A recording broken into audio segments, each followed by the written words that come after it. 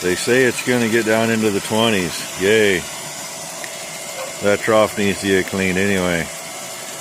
And we're down to only 4 fish in it. 4 don't keep up with it so well. You get 6 or 8 in there, they keep up with it pretty good. It'll stay clean, but this time of year, once we got to shut the floats off, cows will drink that down overnight, and we've found the fish in a 1/4 inch of ice at the bottom before, and we don't like to find them that way. So we got this trough picked up at a farm sale. Had a little hole in it. Doesn't work so well for us because it's just too small for anywhere. We actually picked up 2 of them. The other one's in better shape. Mom uses it for the horses. So this is the fish trough. Fill her up out of the tank, dump the fish into it. They get to spend the winter in here.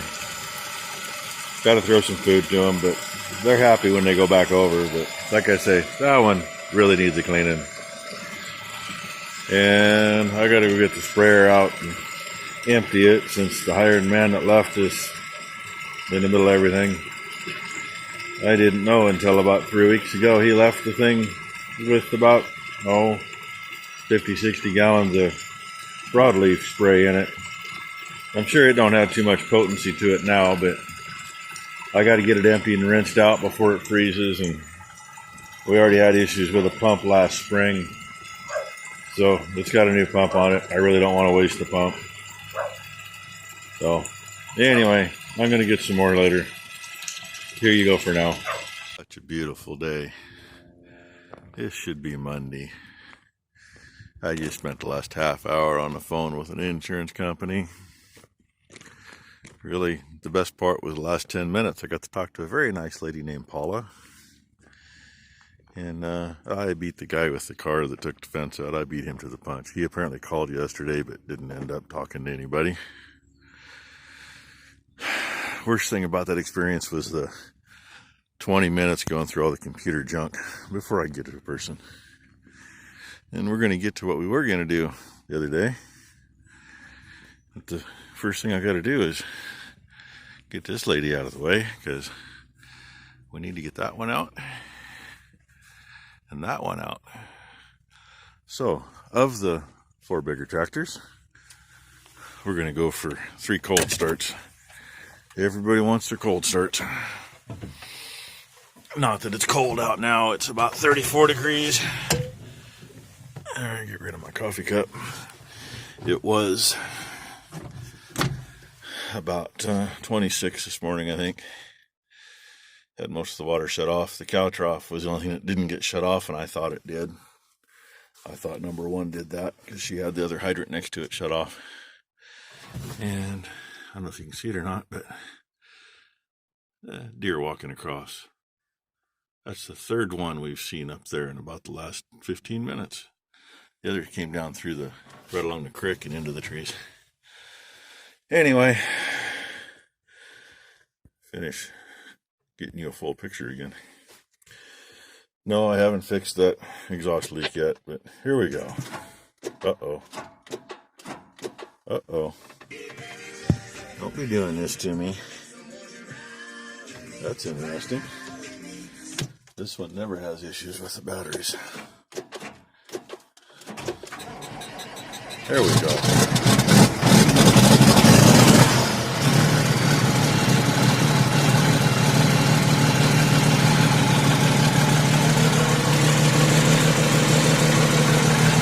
Just like that. Okay, now number 2. Same engine, just nowhere near the ponies. And this one, I don't think has an exhaust leak. So here we go.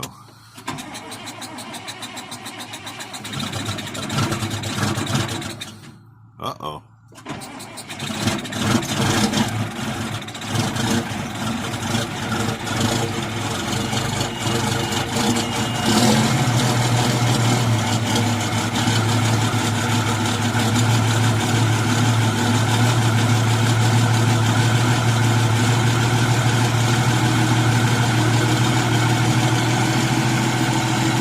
do like the 504 case. They're a good motor.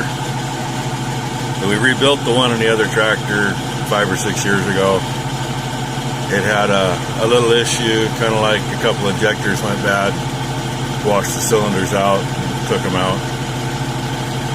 And this one, the only thing we've done to it, with almost 8,500 hours on it, we picked it up used, second owner.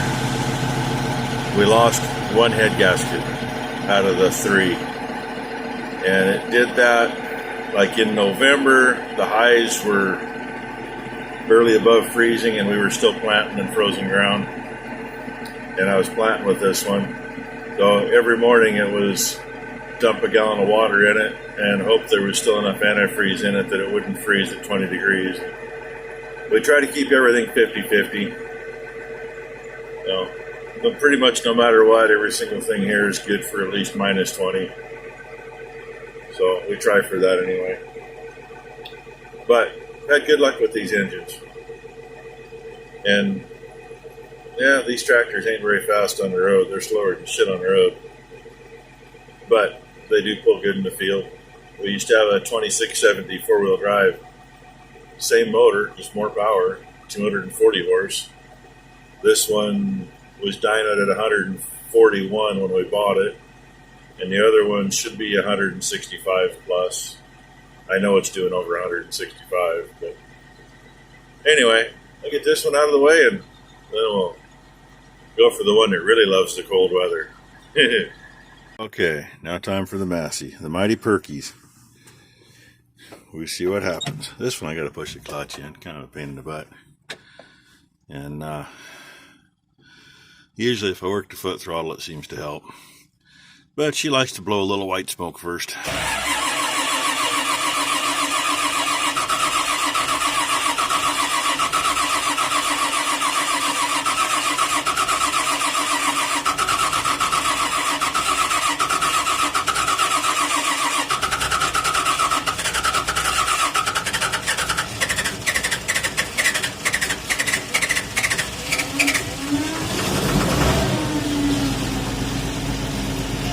And there she goes.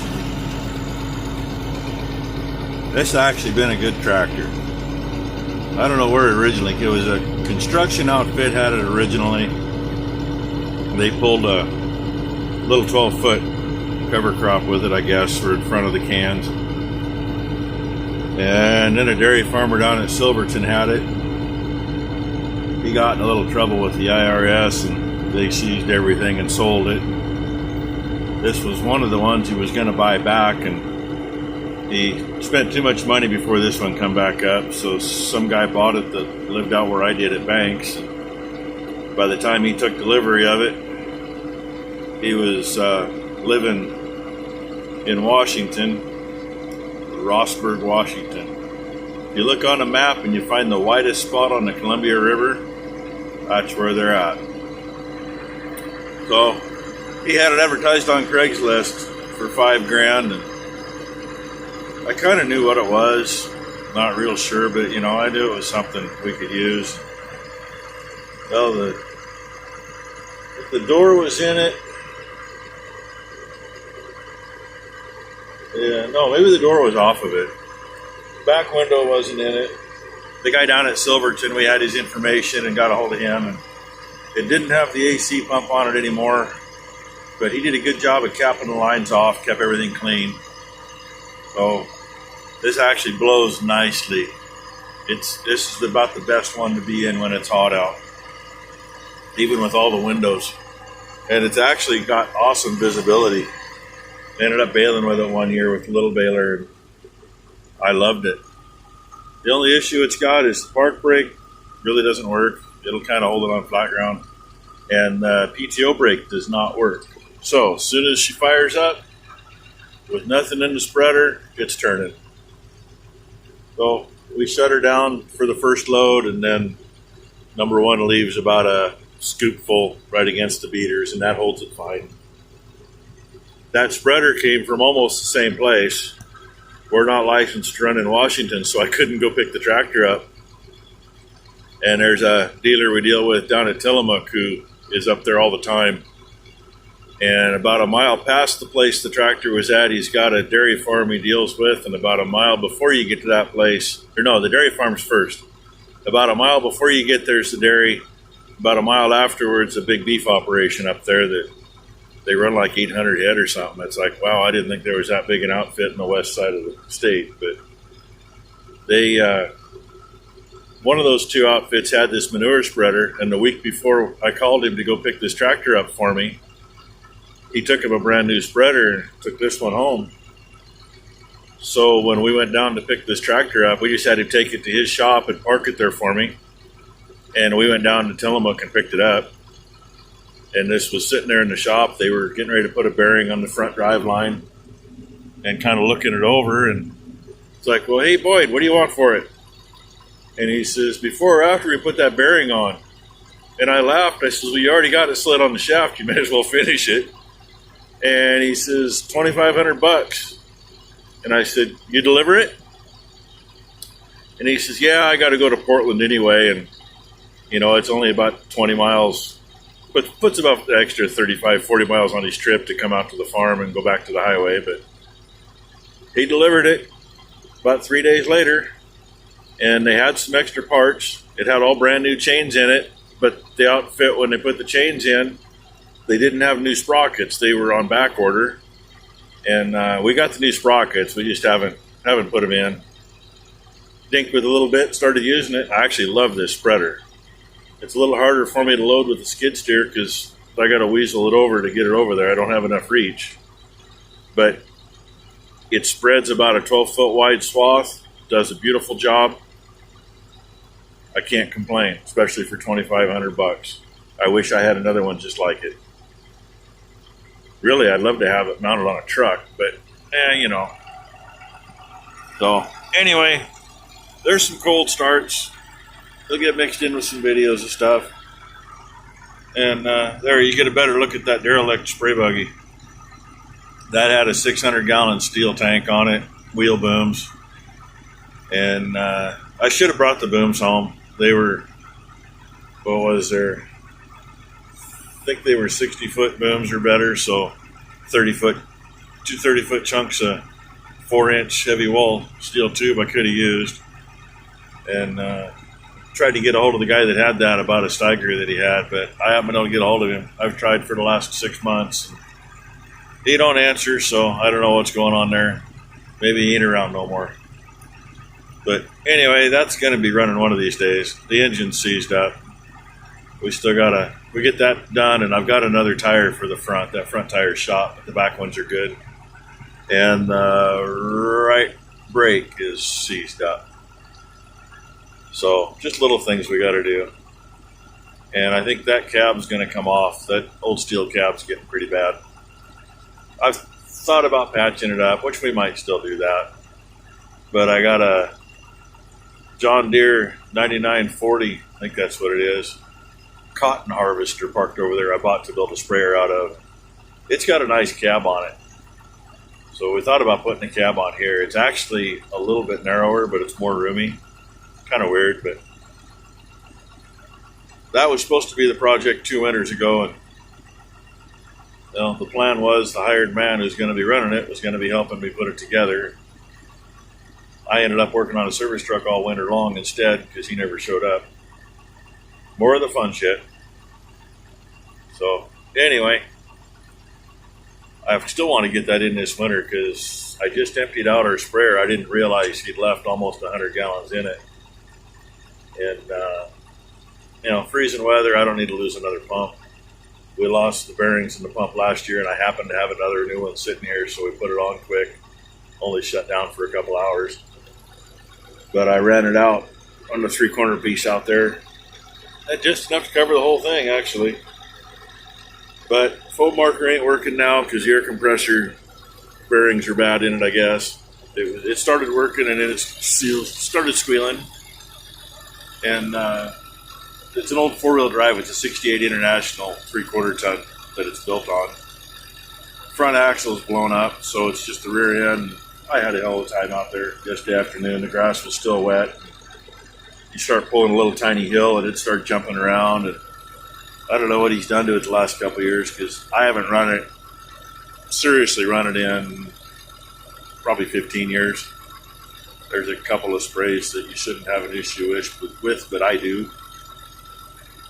And, it won't be a big deal. We got one of the full cab on it. So in the meantime, no, that's all I got's the other one. And it's going to donate all of its spray stuff to this one. And I've got the electronics to go on it, all in the shop. The only thing I'm missing is the GPS antenna for our flow controls.